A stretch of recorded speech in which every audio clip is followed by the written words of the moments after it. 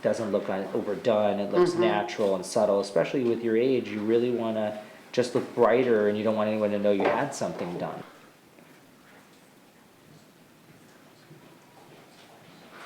Oh, wow. It does look great. I love it. I love it.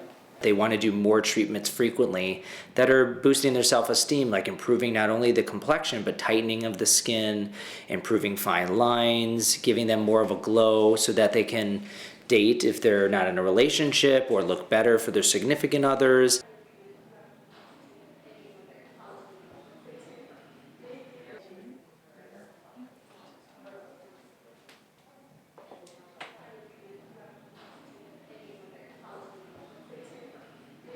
You're at a point where you already have some lines from movement, so it's going to make you look softer and a little better.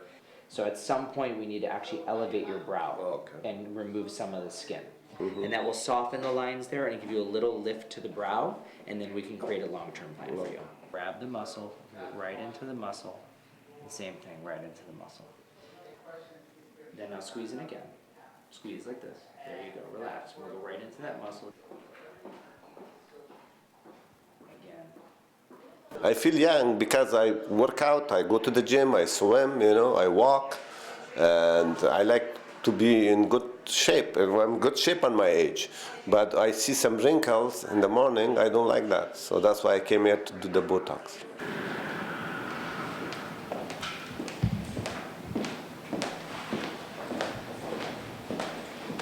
Not only are millennials using dating apps, it's also baby boomers. And so a lot of patients come in and they actually show me their online dating profile, whether it's on Bumble or Tinder or Match.com or eHarmony, and they're actually showing me their photographs and they're saying what they don't like.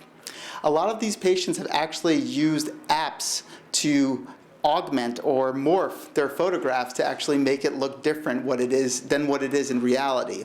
So their questions for me are, how do I actually look like what I am morphing onto that photo, which is my profile on the dating app? How are your incisions doing? I'm just going to take a peek if that's okay. Oh, they're fine. Everything healed really quickly.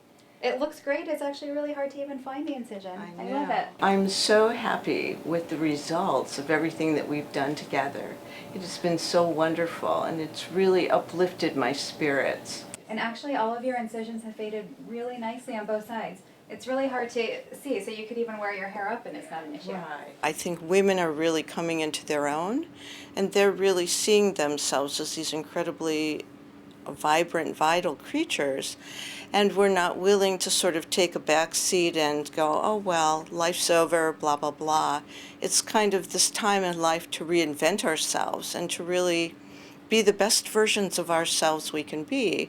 One of the ways to do that is to be able to look in the mirror and have the mirror reflect back what we really feel about ourselves and our hearts and souls.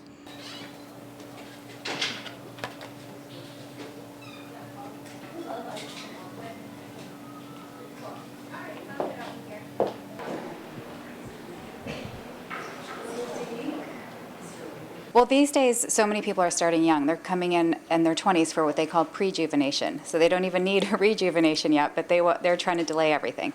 But that didn't happen for the baby boomers when they were that age. They weren't doing these things when they were in their 20s and 30s. But they're seeing the interest, and they may even see their daughters or a lot younger family members doing things. And sometimes that's when they realize, oh, wait, there are things I could be doing so I don't look as tired as I feel like I look. Because a lot of times is what brings them in, that people ask them if they're tired, and they're like, I'm not tired. I feel great, but I don't look the same way. Hi, okay, so the plan for Thursday, yes, we can do that. If we do start her at 7:30, we can move the other patient down a little bit. It's really interesting because selfies have created this a kind of a greater awareness of everyone's own features. They may have had little things they disliked, but in every photo they see it, and every time they see that, they're trying to change the angle and trying to find their good side. So sometimes patients will come in and they want to address those little things that are not that big of a deal, but then it changes how comfortable they are taking photos. And nowadays, everybody takes photos everywhere, so it really affects their quality of life as they see it. And then I'll have you lift a little higher.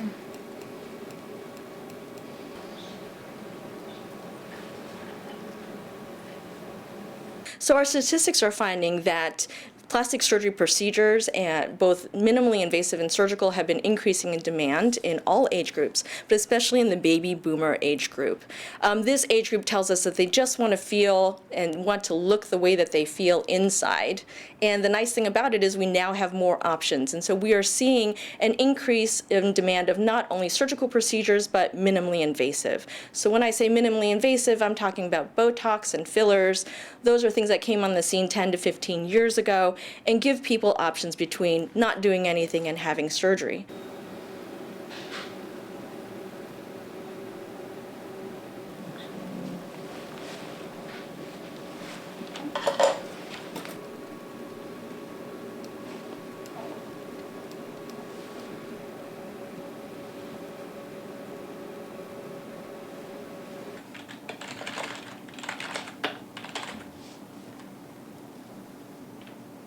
$20 million baby boomers are on dating apps, and we believe that this is what's causing the increasing demand for plastic surgery in this age group.